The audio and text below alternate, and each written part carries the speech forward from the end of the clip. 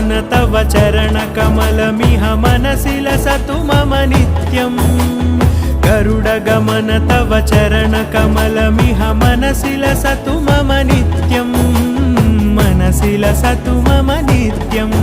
मम तापमपाकुरुदेव मम पापमपाकुरुदेव मम तापमपाकुरुदेव